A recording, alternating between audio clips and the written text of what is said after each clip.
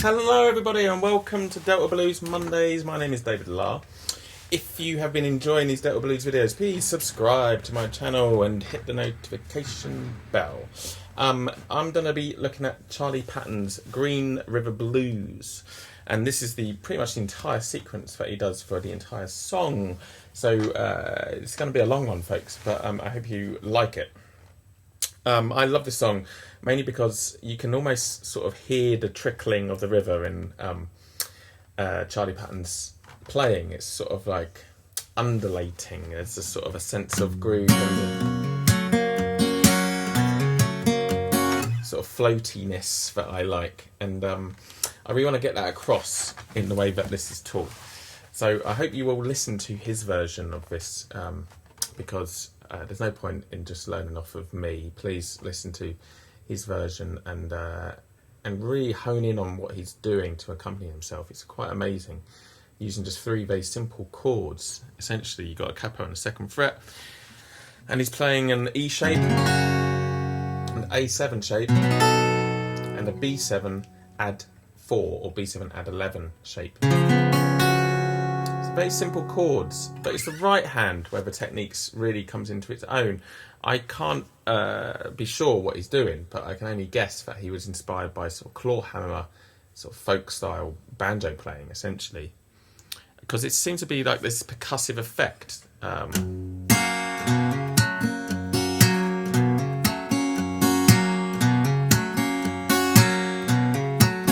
It sounds different to a strum. So I really want to get across what is that, you know, what is that it's in itself. So yeah, I mean, like the right hand, I think what he's doing is copying the claw hammer style, which is essentially you strike the strings with maybe 2 fingers. So I'm using the rock shape, second and third finger, and I'm flicking down to get that sort of percussive hit. And then I'm using my first finger to do the lighter sort of upstrokes.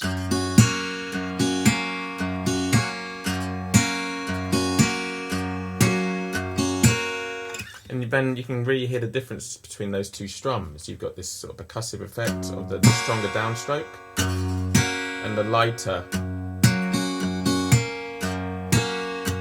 upstroke. So just in case you don't have a capo, I'm going to take my capo off, and we're going to play an E chord. And we're going to look at the 2 variations of groove, essentially, in this song. So he's either accenting 1, 2, 3, and 4, and 1, 2, 3, and 4, and 1, 2, 3, and 4, and, or he's going 1 and 2, 3, and 4, and 1, and 2, 3, and 4, and 1, and 2, 3, and 4, and 1, and 2. So there's either like a skip, this 1 and 2, or it's 1, 2. So we're going to look at that first groove, just on beat, the strong emphasis on beat 2. 1, 2, 3, and 4, and 1, and 2, 3, 4. 1, 2, 3, and 4, and 1, and 2, 3, 4. 1, 2, 3, and 4, and 1, and 2, 3, 4. 1, 2, 3, and 4, and 1, and 2, 3, 4. So he plays essentially a bar of 6 for every now and again. He just throws in a bar of 6. I don't think he was really caring about bars because he was just accompanying himself. So he was probably just waiting for him to catch breath, or maybe just the phrasing in the singing was better when he just added a bar of 2 every now and again. But that's essentially what he is doing. So we're holding down an E chord, and the first thing we're doing is just playing a low E string by itself with the thumb.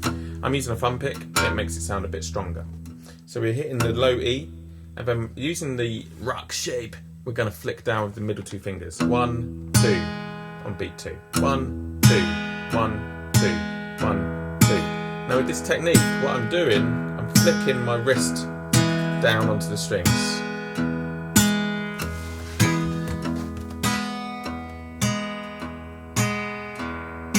So my fingers are quite curved, and then I'm flicking down onto the strings. Just holding that down that E shape.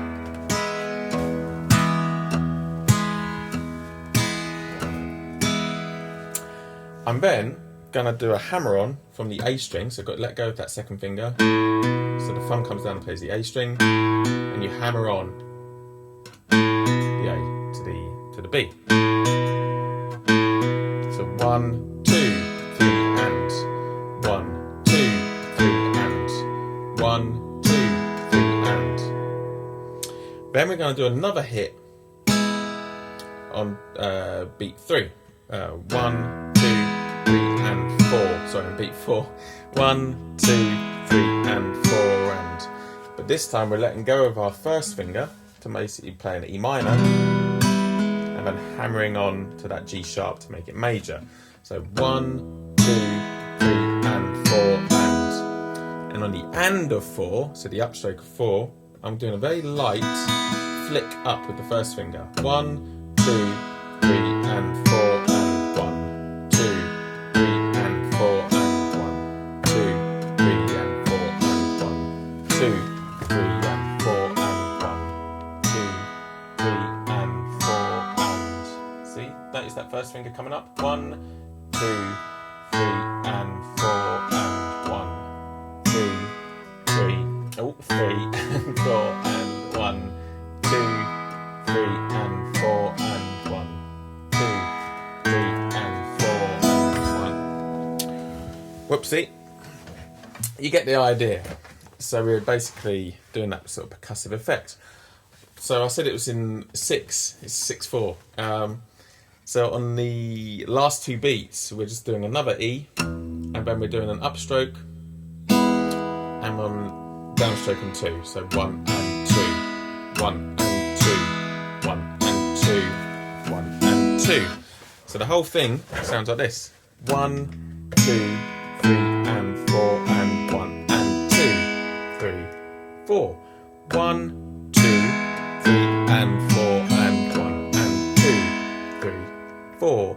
1, 2, 3, and 4, and 1 and 2, 3, 4. 1, 2, 3, and 4, and 1 and 2, 3, 4. That's essentially it. Now, like I said, every now and again, what he does is switches the groove. So you add an upstroke on the and of 1. So it's 1 and 2, 1 and 2, 3 and 4, and 1 and 2. So you do 1 and, so the upstroke on the and of 1, 1 and 2. And then a downstroke on beat 2, and everything else is the same. 1 and 2, 3 and 4, and 1 and 2. So the 2 different grooves: 3, 4, 3, 4. Very subtly different, but it does make a massive effect to the groove, I think.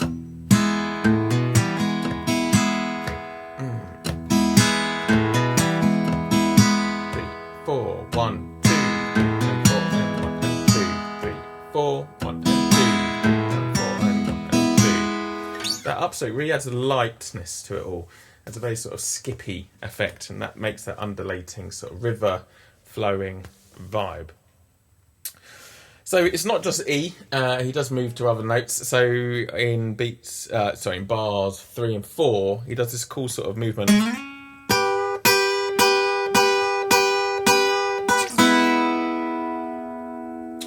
So what is that? It's essentially, it's an E minor chord. So you got an E, you got a G and a B.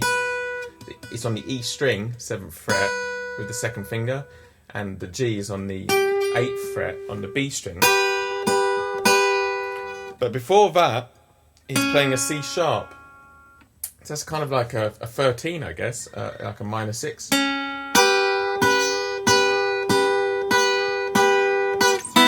And then going down to that E major shape. Yeah. So you're sliding all the way up to the 6th fret. That's the C with the thumb playing the G string. And then you're doing upstrokes with the first finger, quite light, and you're doing a bit of vibrato as well, just in time on the beat. 1, 2, 3, 4, 5, 6, 7, 8, and going down to that E on the and of 4. So 1, 2, 3, 4, 5, 6, 7, 8, and 1. And just to finish off that phrase, he does a 1, 2, and. So there's again, it's on beat 2, 1. You're hammering on to that first finger, and then you're doing the rest of the riff. So 1, 2, and 3, and 4, and. So it sounds like this: 1, 2, 3, 4. 1, 2, 3, 4, 5, 6, 7, 8, and 1. Yeah, get the idea. Then you go into the second variation: 1 and 2, 3 and 4, and 1 and 2. Then we're going to an A7. So I'm doing it with a bar on my first finger, 2nd fret, and then my 2nd finger is playing the G on the 3rd fret E string. And when you're going 1 and 2, so again, upstroke on the and then downstroke on 2. 1 and 2, again that sort of rock shape, flicking, 1 and 2. And then we're playing a bass note, 4th fret A string, which is C sharp, 1 and 2, 3 and. We're hitting the upstroke on the and, 1 and 2, 3 and 4 and. So you say and a 3 and a 4. 1 and 2, 3 and 4 and 1 and 2, 3 and 4 and. But on the and of 4 in the 2nd bar, we go down to the E. So it sounds like this: 3, 4, 1 and 2, 3 and 4 and 1 and 2, 3 and 4 and 1. So it preempts the E change into the next bar: 3, 4, 1 and 2, 3 and 4 and 1 and 2, 3 and 4 and 1. Now in the second time round, when he goes back to the E shape, he does this cool sort of bend, I guess.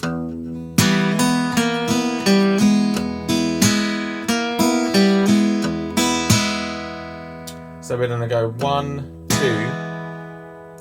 We're going to hammer on, like we did before. 1, 2, and then we're going to catch with our little pinky the 3rd fret on the G string, B flat, which is the what do you call it, flat 5. 1. This is the blue note. 1, 2, and 3, and 4, and I'm hitting that with my thumb, bending it up a little bit. Hitting the upstrokes, every upstroke on the and of 3 and the and of 4.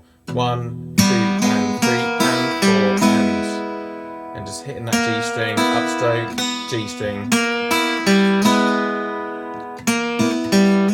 Doing that hammer on again on the and of 4. 1, 2, and 3, and 4, and 1, and 2, 3, and 4, and notice there's that skip again. Yeah, so we're going 1, 2, and 3, and 4, and 1, and 2, 3, and 4, and. Then you just do a normal riff: 1 and 2, 3 and 4, and 1 and 2. That's the one that we did at the start. Then he's going to a B7 add 4, so it's essentially the E is in the chord, the 4 is in the E. So I guess it's a B7 add 11 maybe. So you're holding down that B7, we're going on the and of 1 again. 1 and 2, 3 and 4 and 1 and 2, 3 and 4 and. So basically we're doing the thumb and the upstroke, and then the 2 fingers, thumb, upstroke, 2 fingers, upstroke. 1 and 2, 3 and 4 and 1 and 2, 3 and 4 and on the and of 4 we're preempting the change back to E, and then we're doing one more riff: 1, 2 and 3 and 4, and then the skip: 1 and 2, 3 and 4 and 1 and 2, 3 and 4 and 1 and 2. That's essentially it.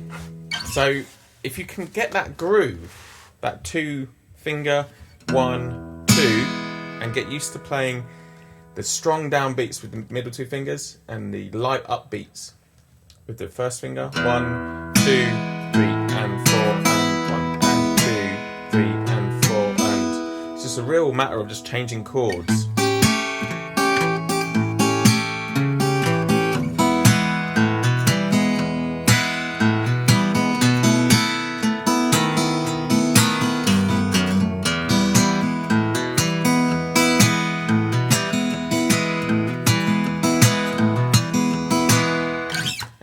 I'd fully recommend just kind of getting used to the groove of it, and then just trying to play it over different chords, and play it in your own way. Because once you kind of got the idea of it, it's a really effective style to use, that sort of claw hammer thing. So good luck with that. That's Delta Blues Lick 30. It's been a long time since I've done these Delta Blues things, so I came back with a big one. Hope you like it. Please subscribe to my channel. Please hit the notification bell, and I'll see you next Monday. Cheers.